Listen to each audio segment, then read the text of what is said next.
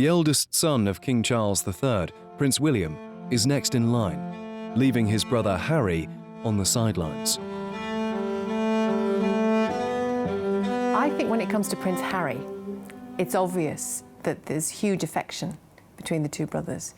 Harry was the sort of the frontline jester that will be the guy that be entertaining. And also, if you ever got in a spot of bother, you know, if Harry were old enough, he's the sort of guy that would come and help you out. William would think about it. Despite being close during their childhood and teenage years, the looming pressure of the expectations of the crown has driven a wedge between the brothers.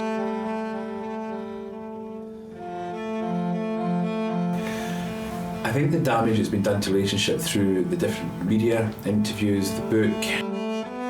There's been parts of it shared that shocked, surprised me, because there's things that he's talked about that royals just don't talk about.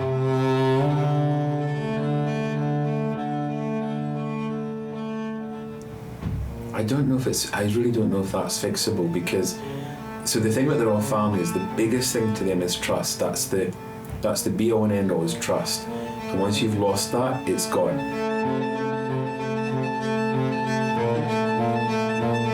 With King Charles III as the monarch, he really needs to modernise. So that will be slimming down the number of working royals, but also making sure that the younger members of the family, who are the future, are given the prominence that they deserve.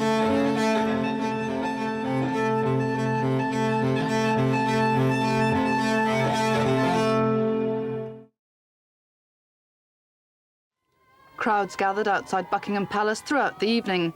Then at 10:25, their patience was rewarded with the formal notice of the birth. It was signed by Mr. George Pinker, the Queen's gynaecologist, and other doctors who attended the princess. The crowd cheered to the echo. The fact that Diana produced a little boy, an heir, I think just further endeared her to the British public. People loved her even more, and when she came out holding Prince William with Prince Charles, images that really just melted, I think, even the most hardened hearts around the country. And it was a cause for great celebration. Britain had come through a difficult time, and I think the royal family were giving the country something to look forward to. William had a fairly traditional aristocratic childhood, in as much as he was taken care of by nannies. His parents were, you know, Diana particularly was a modern parent, but she was a modern aristocratic parent, and she did use nannies, and the nannies really were the people that William spent most of his time with.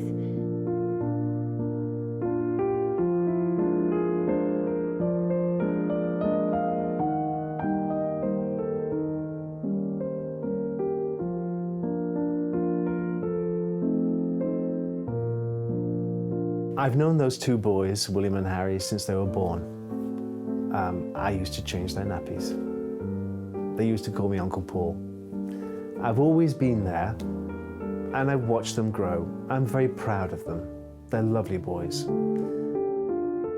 Being a new mother, there were obviously challenges for Diana, but being a new mother and being a member of the royal family and trying to juggle everything within the confines of Kensington Palace, I think really did take their toll. Now, Diana did make the decision to hire a nanny for Prince William, but she was always paranoid, I think, as both of her children were growing up.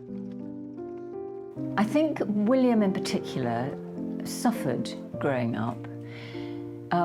Because Diana was very possessive and very... she'd lost her own mother when she was 6, and she had felt abandoned and unloved. And as a result, she grew up with a great fear of being unloved and being abandoned again. And when she realised that the nanny that she'd employed, a woman called Barbara Barnes, who was very informal and loving and hands-on, when Diana realised that the bond between Nanny and William was very strong, she took fright and found a flimsy excuse to get rid of Barbara Barnes. And so when William was 4 years old, suddenly this woman who had been in his life for as long as he could remember, whose bed he'd climbed into every morning for a cuddle before getting up, was gone. And I think that was a major turning point in William's life, because he had been a very outgoing little boy. William became rather introverted, and nobody explained to him what had happened, and he never saw Barbara again. William felt abandoned when the nanny left him.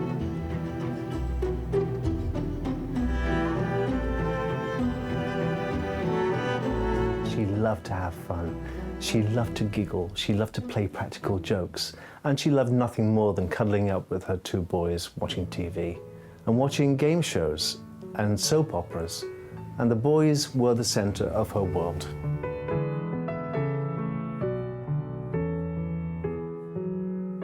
I was very fortunate to go with Diana to Richard Branson's island, Necker Island in the British Virgin Islands. You know, there was Diana on this island at a difficult time, wanted this week to be alone.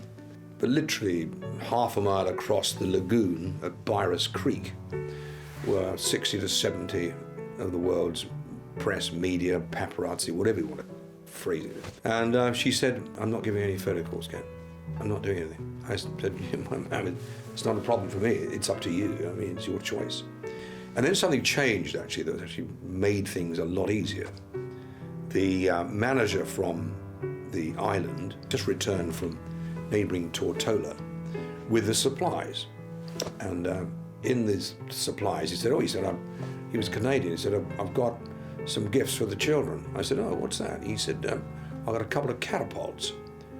And I thought he'd meant these handout catapults. I thought, no, we don't want those. There's the last thing we want.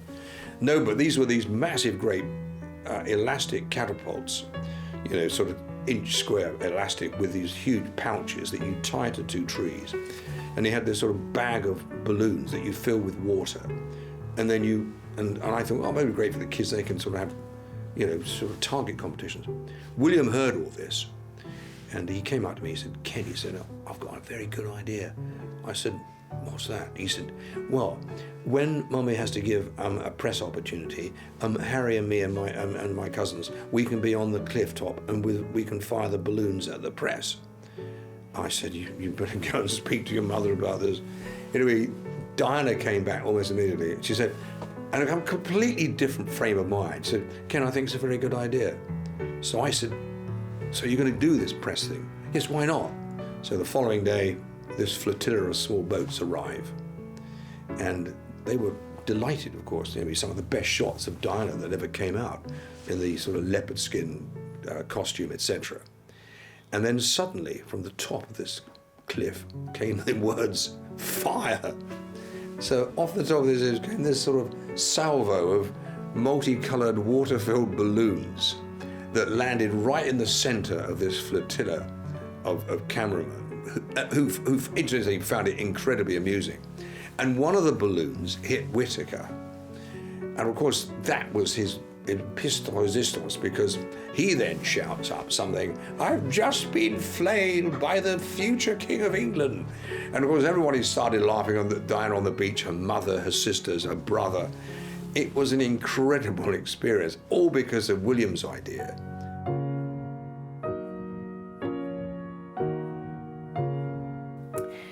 To anyone in the know, it was very obvious that the Wales's marriage was in real trouble by the late 80s. Inevitably, the announcement was made by the then Prime Minister, John Major, that Diana and Charles were going to separate. And she made sure that the first people who found out that they were going to separate were William and Harry, and she actually made the drive to Ludgrove School herself to go and tell them. And Harry took it very badly, of course, being younger than William. He was incredibly upset. William was very stoic and said to his mother, "Well, if you're happier, if you're going to be happier, Mummy, then this is the right thing to do."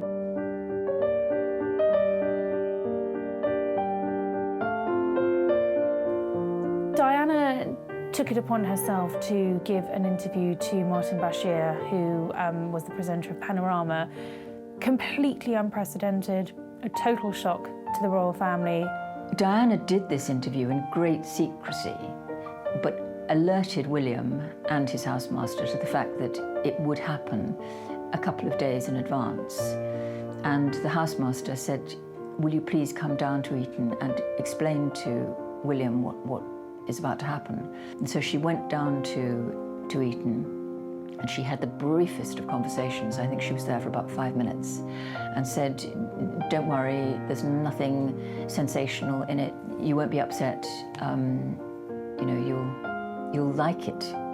And of course, she was completely wrong. William was really upset by that interview. And of course, caught in this very ugly crossfire were two little boys, William, who was at Eton at the time, who had to deal with the taunts and the other children having seen this interview, mocking his mother and her doe eyes as she was talking to Martin Bashir. Very, very difficult for both of them. Harry was more sheltered. He was still at Ludgrove at the time. And I remember the headmaster there making sure that newspapers were banned. They were out the way. No one could watch that interview. It was his way of protecting Harry. I think at Eton it was much harder to do that. William was exposed to everything, and he called his mother in a fury and a rage. I remember speaking to Simone Simmons, who was one of Diana's closest friends, who recalled that it was actually the rare and only time, I believe, when William turned on his mother and said he would never forgive her for what she'd done.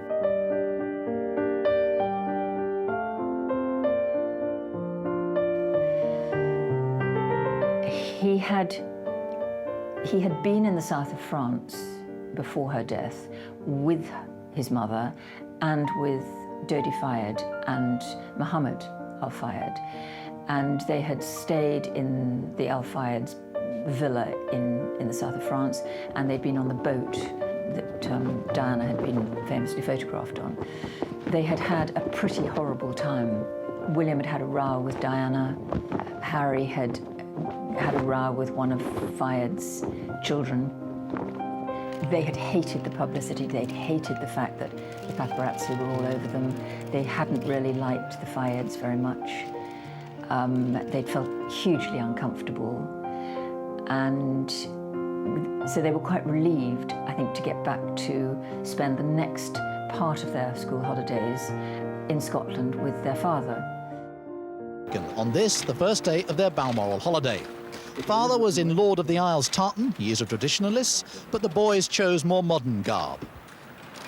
Harry, 12, seemed quite relaxed. William, 15, well over 6 feet tall, finds being on public parade very difficult. Often he did look just like his once shy mother.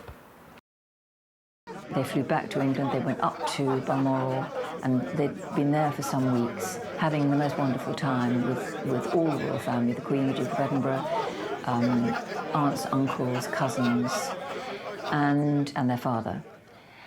And their mother was due to come back the next day, and they were due to fly from Balmoral down to London to see her for the last few days of the school holidays before going back to school.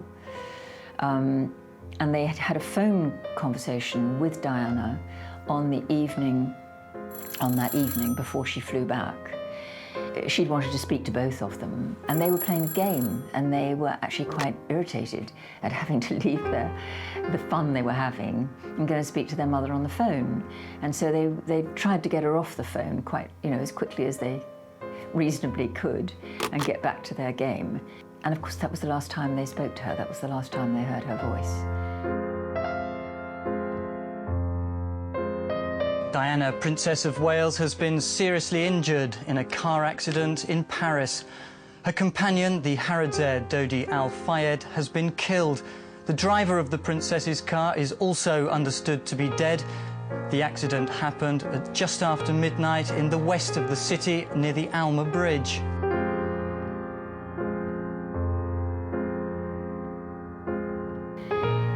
She died in the early hours of the next morning. And, how does any 15-year-old and 12-year-old cope with that? It was devastating for them, obviously.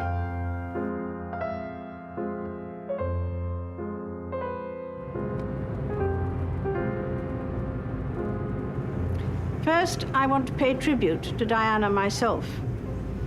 She was an exceptional and gifted human being.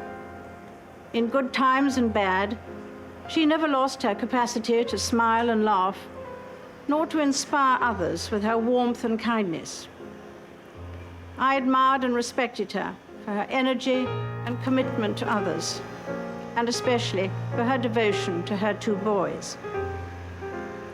This week at Balmoral, we have all been trying to help William and Harry come to terms with the devastating loss that they and the rest of us have suffered.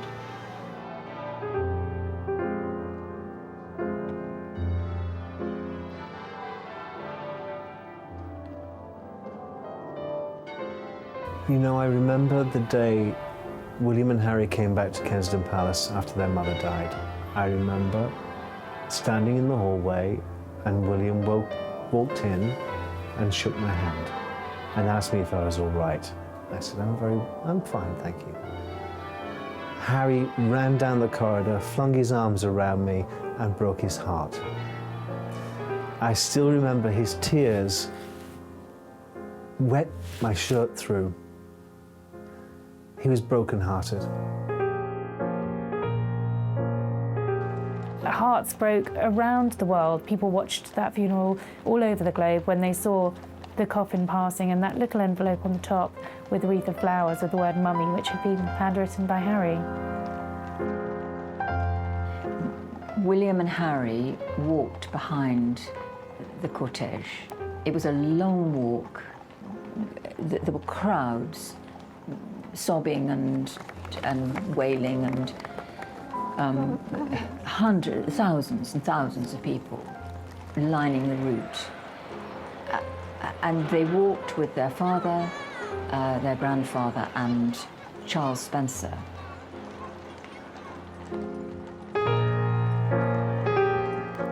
They did rely on one another. They were very close. The two are very different characters, but they complement one another very well. And they've always had a great banter.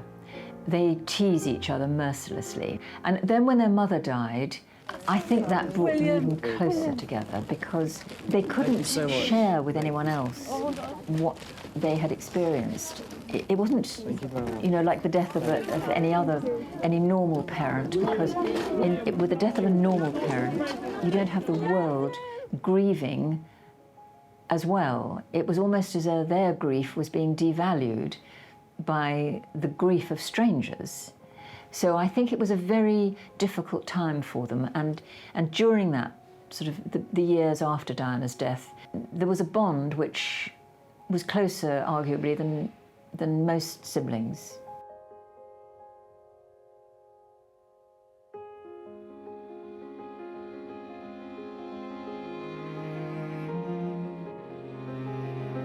William, although he looks like his mother, is more like his father. He's studious, he's very careful, he's very respectful, he's duty-bound.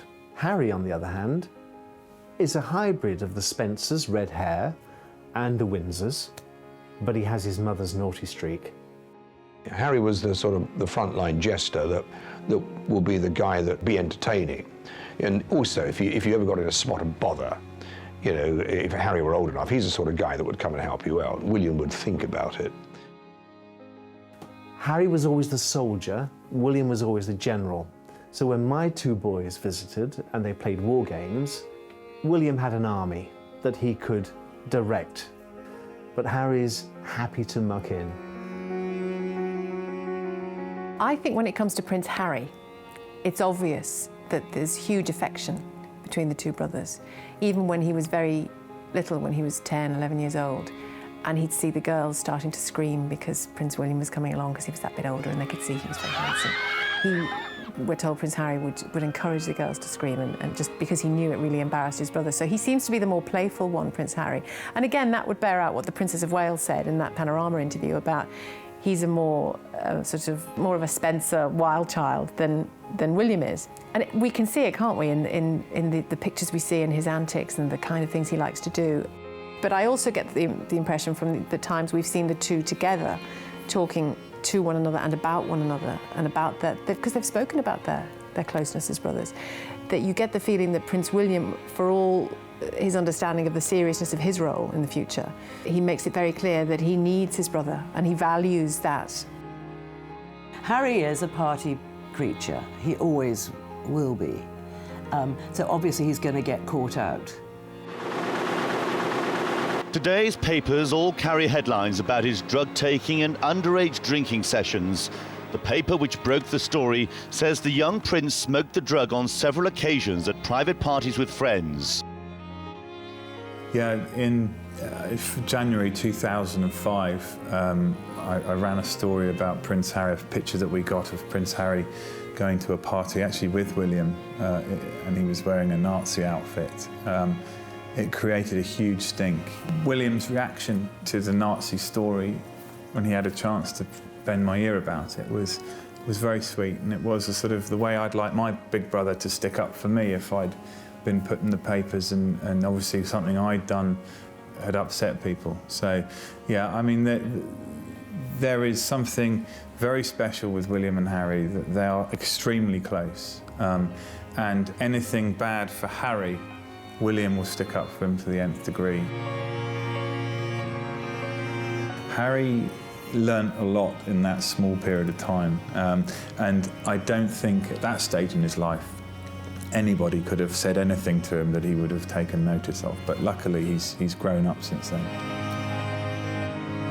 There's a long tradition of senior members of the royal family going into the armed forces, because after all the monarch is head of the armed forces. And it's a useful place, really, for them to be. Harry's service in the military wasn't just a sort of box-ticking exercise. Harry was a genuine believer in the military and always wanted to be a soldier from, I guess, from the age when he was able to know what a soldier was. Certainly when I met him, age 3, he was always in sort of khaki uniform, and he always wanted to be a soldier. Prince Harry's military experience was fraught with security concerns. He joined Sandhurst in 2005, and in 2006, the Ministry of Defence announced that he would be deployed to Iraq the following year. This led to a fierce public debate. Harry had been stopped from going. His original deployment, he was going right up to the front line, and the press worked out where he was going to be sent. Then, of course, that meant that the Taliban knew where he was going to be sent as well, which meant that if he did go, it would be putting not just him in danger, but also his men in danger. And so Harry was pulled from that deployment. I have decided today that Prince Harry will not deploy as a troop leader with his squadron. I've come to this final decision following a further... Because of the way that the regiments rotated in their deployments, it was quite clear that William was not actually going to make it to Afghanistan. He wouldn't, his regiment wouldn't go there for 18 months. And rather than sit around kicking his heels, doing training work in this country, he decided to go and look at the other forces. After Harry's deployment was cancelled, William trained in the Royal Navy and Royal Air Force. In October 2008, it was announced that Harry would follow his brother, learning to fly military helicopters at RAF Shawbury. To me, I didn't join the forces to be, like I said a lot of times before, mollycoddled or treated any different. And as far as I'm concerned, in my eyes, if Harry can do it, then I can do it. I don't really separate us in that much difference. And I think as future head of the armed forces, it's really important that I at least get the opportunity to be credible and to do the job that I signed up for and to do the best I can. And that's all I ever wanted to do. And the search and rescue role is now, slightly different, so obviously being able to go to Afghanistan, but it's still doing an important job, and I hope that it's a step in the right direction exactly for the future. I think the struggle that I was talking about was mainly the exams and stuff like that. I mean, when you sort of the helicopter course, you start with something like 4 or 5 weeks of ground school and exams. Exams never been my favourite, and I always knew that I was going to find it harder than most people. But I'm through that now, and finally got hands-on to a job that I absolutely adore. It is still hard work, but I'm better than William, so it's fine. Yeah, just add that. You've been helping him with the exam? Yeah, an awful lot. He needs a lot of help. It's it's the RAF way, so you have to help the army out quite a lot. But does it come down to sort of mental maths tests? Or? Yeah, a bit of that. You know, a few trick questions, try and catch him out. 7 8s. Yeah, exactly. Lots of that. I think the time when that bond started to fracture a bit was when Harry probably came out of the army and started going into royal work. And I think he accepted that. He knew that, and he knew that, you know, to being able to perform 2 tours of duty was perhaps more than he even anticipated. And then that sort of effectively landed him in an office job in the Ministry of Defence, which would not have been to his liking. And so that was the end of his military career. And I think at that point, you know, he acknowledged, like his brother, that he was cut out for royal duties. The space was quite small within their charitable world for the 2 brothers together. And I think Harry slightly railed at the hierarchy. Here was his brother, you know, his mate, but who was slightly pulling rank at times. And, you know, it was part of this new machinery, this new royal machinery of modernising the royal family. And, you know, I think there were great hopes for Harry, to be honest. And, you know, he was certainly probably the most popular member of the royal family at that particular time. I suspect that when William married Kate, I mean, Harry adored Kate and Kate adored Harry, but I suspect that, as with every family, when one sibling marries, their focus turns slightly onto their new wife. And so everything looked good and remained so until, you know, his marriage, and there was all the sort of, there was a lot of, I would say, controversy, but, you know, for the first time here you had a prince of the realm marrying an American divorcee of mixed heritage. But actually, I think the general feeling of that was very positive. I mean, I was at Windsor commentating for a US network about it. Personally, I thought it was an amazing step forward for the royal family. You know, 20, 30 years ago, this probably wouldn't have happened. William looked at Harry's relationship with Meghan that was going at a fearsome pace, moving at a fearsome pace, and uttered a word of warning. Said, look, you know, are you sure? Are you sure about this? You are going very, very, you know, you're moving fast. It was, I think, the most legitimate remark for William to make as his older brother. You know, their parents' marriage had disintegrated very largely because the 2 didn't know one another when they got married. They'd moved too quickly for altogether different reasons, but they had moved too quickly. So William was just adding a voice of caution. And Harry, I think, took it very badly. There were other friends of Harry's, old friends, who said much the same thing. Again, Harry took it very badly. But now that it is all official, Prince Harry, do you have that sense that the combination of the 2 of you, your different backgrounds, that you together represent something new for the royal family? I don't know if it's something new. I think it's, you know, for me, it's an added member of the family. It's another team player as part of the bigger team. And, you know, for all of us, all we want to do is be able to carry out the right engagements, carry out our work, and try and encourage others and the younger generation to be able to see the world in the correct sense, rather than perhaps having a distorted view. I think then, as time went by and Meghan moved into Kensington Palace and became a member of the family, and there was unhappiness within the office. There were rumours that Meghan was bullying some of the staff. Her method of working was not what they had been used to. Whether it was because she was American, whether it was because she was a movie star who treated people in a different way, it was not what had happened in the past within that royal household. And I think William, when he heard that some members of staff were being reduced to tears or not enjoying their working life anymore, I think he got very angry. And he confronted Harry and told him what was going on, and Harry was protective of Meghan. So that is where I think the seeds of it all, a fracture in this bond that had been so close, came from. The announcement of Harry and Meghan's pregnancy shocked the world.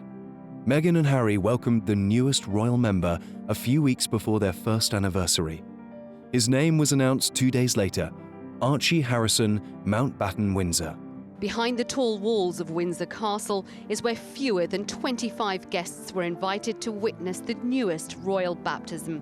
Those invited taken discreetly to the tiny private chapel. Outside, though, the streets were thronging with people. Those hoping to catch a glimpse of the royal christening, though, were left disappointed. We do pay for the royal family, including Meghan and Harry, and I think that they could have given us a little, a little something. I think it should be public, it always has been. Why change it? It's their decision, it's their family. It's not as if they're direct in line.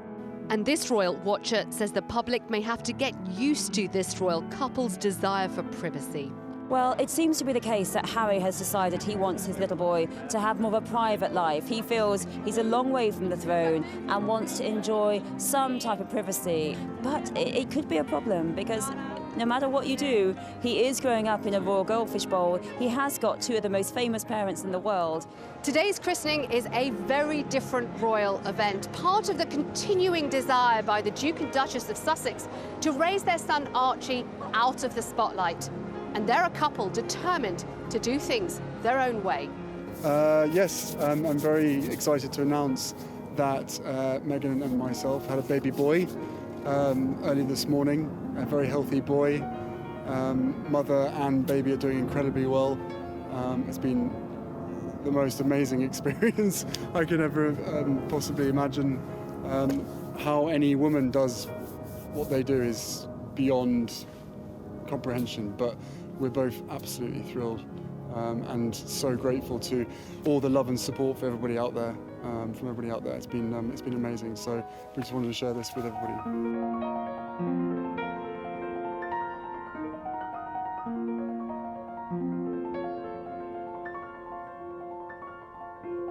Doing things their way sounds like a destabilizing factor for the very traditional royal family, and behind this destabilization are unspoken conflicts, especially with his older brother, Prince William.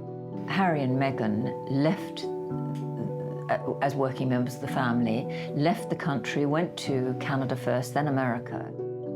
Look, they're clearly very unhappy with the royal existence that they have at the moment and the way that their public life impinges on them. It's something they clearly want to change, and many people have sympathy with that. It's understandable. The crux of the matter is you can't be half royal. You can be part of the royal machine, you can accept the privileges that go with it, but also take the restrictions. You live in a sort of bubble, or you can stand back. I mean, the next generation of Dukes of Kent, Dukes of Gloucester, they're private citizens. No one would recognise them in the street. You can go down that route if you want. What you can't do is to be sort of transatlantic royals who drop in, do a bit of royal stuff, but then go off to do this sort of financial independence stuff in LA or Toronto, wherever it is. Meghan have is a really problematic one because they're talking about stepping back. Their critics would argue about having their cake and eat it. They're talking about one day representing the Queen on a foreign tour to another country, on another day, say in North America, earning serious money with some sort of endorsement of some sort of product. The risk is that those two things aren't compatible. The risk is that their pursuit of money will tarnish the Windsor brand and tarnish the House of Windsor. In September 2020, the Duke and Duchess of Sussex signed a multi-million-dollar deal with Netflix. The concern that Harry and Meghan would expose the entirety of the royal family's life to the public arose. There may be a point that at some stage that the Queen, Charles and William believe that what Meghan and Harry are proposing is a threat to the institution of the British monarchy, then they will act. The Duke and Duchess of Sussex have undertaken a public relations blitz, appearing in a buzzy primetime interview with Oprah Winfrey that drew millions of viewers. In the interview, the couple discussed mental health issues, and the Duchess said she had suicidal thoughts after marrying into the British royal family. I think there is now an allegation of racism hanging over a member or members of the royal family. We don't know who, as we said earlier, not the Queen, not the Duke of Edinburgh, but beyond that, we don't know who. Harry and Meghan wouldn't say. And nor do we know the context in which this remark was made. But we do know, from what we've heard, that both Harry, when he heard it, and Meghan, when it was passed on, took offence to it, and therefore that is an issue for them. And also, I think there's slightly wider questions for us as a society. Harry said that he left in part because of racism in the UK. It was a terrible interview which really did huge damage to the monarchy, to Britain as a whole, because Meghan talked about the country really being racist, and did huge damage to his relationship with his father and with William. Harry also accused his father of cutting him off financially, which we now know actually wasn't true. We now know several things that were said in that interview were not true. Sir, have you spoken to your brother since the interview? No, I haven't spoken yet, but I will do. And can you just let me know, is the royal family a racist family, sir? No, we're very much not a racist family.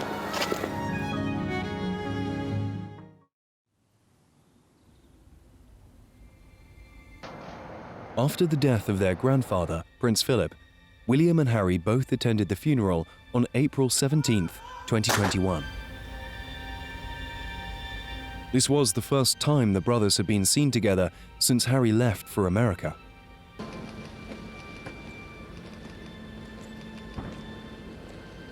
I think certainly it would have been a conscious decision of Prince William and Prince Harry to do that at the end of the service. You know, the whole family, apart from the Queen, sort of walked back to the castle from the chapel. You know, the fact that Harry walked with William and Kate, I think, was perhaps a symbol that there is at least a willingness to talk and perhaps to have some rapprochement between the two princes. I think as far as the Queen and the late Duke of Edinburgh are concerned, I think that they never really fell out with their grandson in the same way as perhaps he has done with his brother and to some extent his father. So I think that the Queen very much would want there to be, you know, a sort of reuniting. There's still going to have to be discussions going forward. I mean, there's an internal inquiry going on into some of the allegations that were made in that interview, and so I think there will be difficult conversations ahead. But I think that, yes, I think that from the Queen's point of view, she would want to smooth things over, really. In September 2021, the two brothers unveiled a statue of their mother, Diana, in the sunken garden of Kensington Palace. All smiles, they would have known the world was watching, but this felt like a genuine reunion. Two sons who have had their troubles coming together with Princess Diana's brother and sisters to remember their mother. Sharing a joke and the duty of unveiling the statue, a lasting tribute how Diana used her spotlight to shine a light on others. Paul, the princess was a very public figure and in many respects an icon, but she was somebody's mother. So I paid the greatest heed to both princes and what they had to say. I think it'll take quite a lot of work for the relationship to be restored to what it was. But I think that, you know, baby steps. And the fact that they were together, the fact that they were smiling together, laughing even at times, clearly talking, is a real step forward. Yes, it is difficult to know if this was a show of unity just for one day, but it did feel like engagements from a couple of years ago when they were on much better terms, again bouncing off each other today in a way that only brothers can. The two are very different characters, but they complement one another very well. And they've always had a great banter. They tease each other mercilessly. They did rely on one another. Part of this role and part of this job and this family being under the pressure that it's under, inevitably, stuff happens. But look, we're brothers. We'll always be brothers. We're certainly on different paths at the moment, but I will always be there for him, and as I know, he'll always be there for me. Prince William, for all his understanding of the seriousness of his role in the future, you get the feeling that he makes it very clear that he needs his brother and he values that.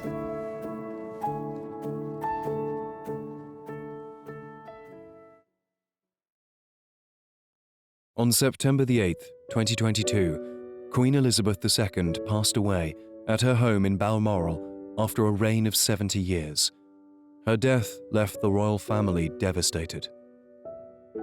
But the monarchy continued on in the face of grief after a period of mourning.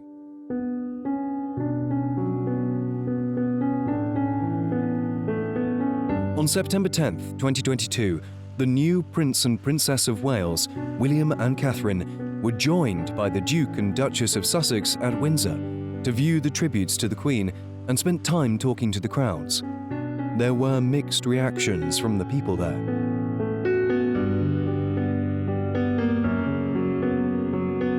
It was the first time since March 2020 that the two couples had been seen together. It appeared the brothers were trying to show the public that the tension had been squashed. The couple then attended the late Queen's funeral, with Harry marching behind the coffin with his family. When it was finally announced that the Queen had died, there was an extraordinary outpouring of grief amongst the nation because, the majority of the Queen's subjects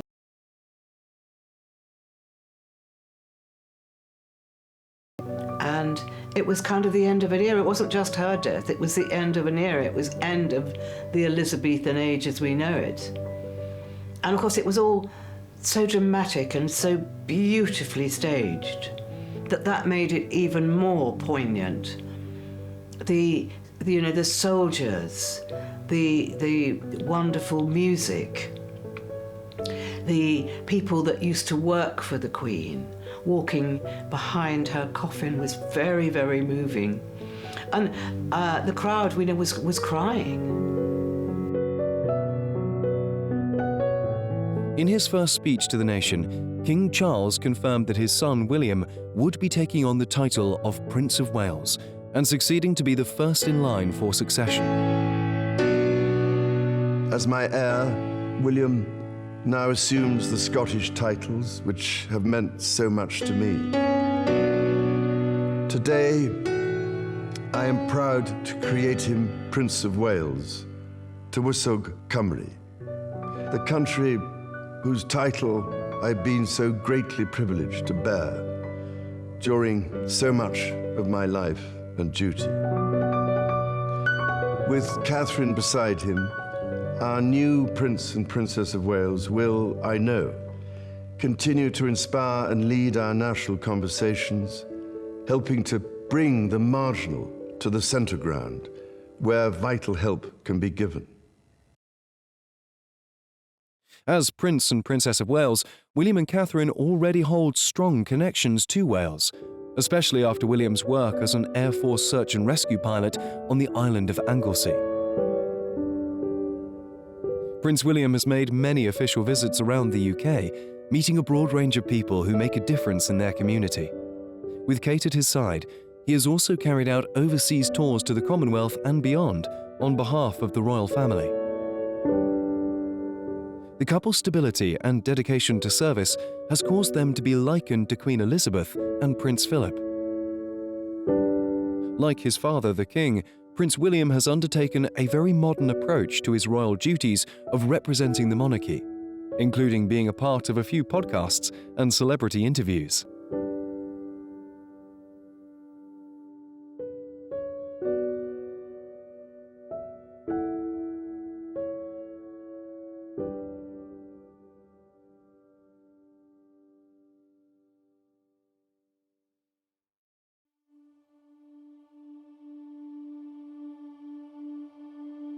On December 8, 2022, the all-access documentary series was released, titled Harry and Meghan.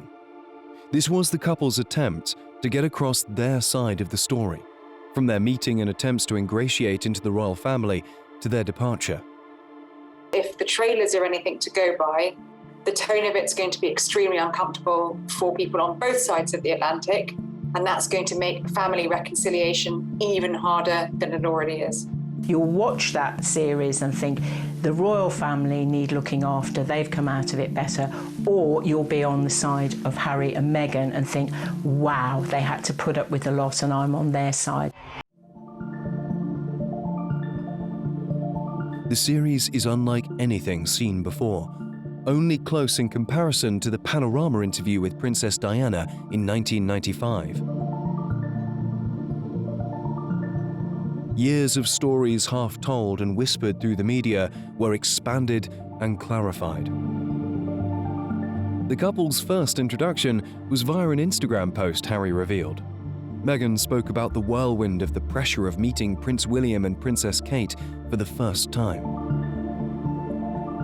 The Sussex brand, both in the UK and America, is being helped in one way by this Netflix documentary series by bringing the Sussexes back onto our radar screens, if not our TV screens. So there is perhaps a fear that out of sight means out of mind, and by cooperating with Netflix on a documentary like this, it gets us all talking about them again, and it keeps them in the limelight, and it keeps alive. I think if he wants to get some across, I think that's one thing that we always do. We always hide things, and that's why you end up with, sadly, so much mental health. And so I think it's important that they can. Royals should be able to express themselves to everyone else. But I think the problem is it's the way it's been done. Doing it on Netflix, obviously for money. I think if he'd done it differently in other ways, for example, there was money but it was donated to charities and that kind of thing. I'm not trying to, it's a difficult one. It's a really difficult one, but I think if it had been done differently, maybe people would have seen it differently. And I keep saying, I wonder what the end game is, and what I mean by that is, I wonder what he wants to achieve from it, because, if we're going to be realistic,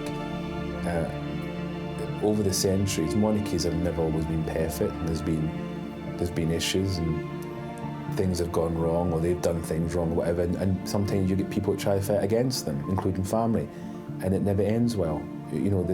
Because monarchy is not just about this is where people get confused. It's not a king and queen. It's not a prince and princess. It's more. It's more than that. It's when he used the word institution or a firm, that is, or a company, that's it, and that will do everything to protect itself. I think if that's what he's trying to fight against, I just don't know how that's going to pan out. I don't know how it's going to work, and that's what I don't get, is what he wants to, what will be achievement at the end of it, other than causing so much upset to him and his family and his father, his brother. That's the bit I'm confused at. I would love it if they could all sort it out somehow.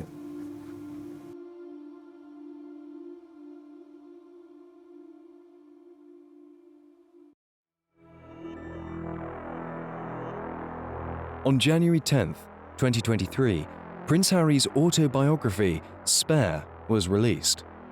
This highly anticipated book tells his side of the story from the beginning and delivers lurid details about his life. However, a leaked copy of the book surfaced only days before its release in the UK, with copies going on sale early in Spain. There's been parts of it shared that shocked, surprised me, because there's things that he's talked about that royals just don't talk about. I can expect it of a celebrity, I can expect it maybe even of a politician, but when it comes to royals, there's certain things and certain parts of bodies and things they don't talk about, and he's been talking about it. So it's a very frank, I suppose, and you know, he wants people to understand what makes him tick, I think is the easiest way to explain it. Confidently sold at half price already. I think it's terrible for him to reveal his difficulties and unhappiness in public like this. I mean, maybe he thinks it helps him, but I can't see how. I think if he were truly committed to serving other people, he wouldn't be serving his interests as he is. From the leaked Spanish copy, news outlets in the UK shared that in Spare, Harry recounts how he was allegedly physically attacked by his older brother, Prince William. Going into never-heard-before detail, he describes how their relationship fell apart over Harry's relationship with Meghan, the Duchess of Sussex. In a moment of high emotion, Harry states William called Meghan difficult, rude, and abusive. Harry seems to be doing everything to avoid responsibility, as he claims William and Kate laughed at his infamous Nazi costume he wore to a party in 2005, which he described in their Netflix documentary as one of the biggest mistakes in my life.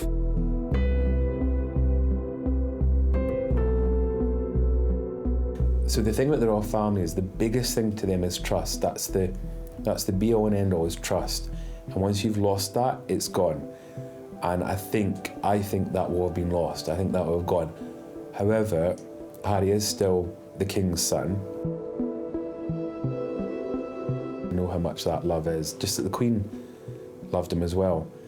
And I don't think anything could change that. I really don't. I really believe that that kind of love cannot be destroyed. But from the public point of view, there is the embarrassment part and the awkwardness of that.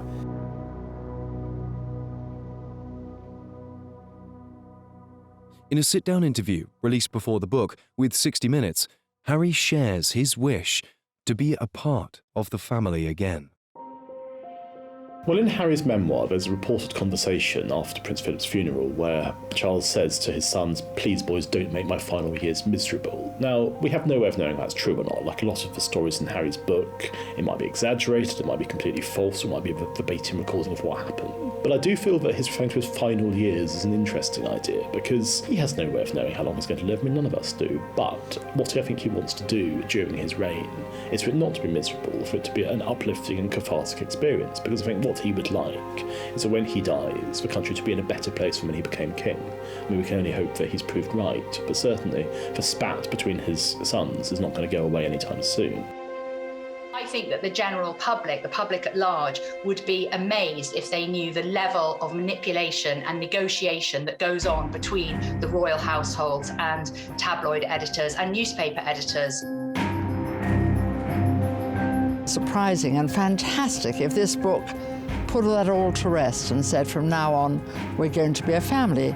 It's quite okay for Harry and Meghan to live in America, but to come over here and be part of the family in the holidays. Here we see Harry reaching out emotionally, suggesting that he wants his father and his brother back. So on that level, perhaps a scope for reconciliation, but no contrition on his part.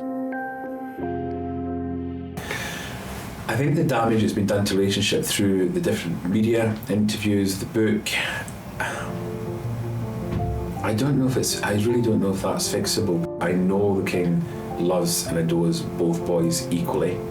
I witnessed that a lot on many occasions, so I know how much that love is. Just that the Queen loved him as well. And I don't think anything could change that, I really don't.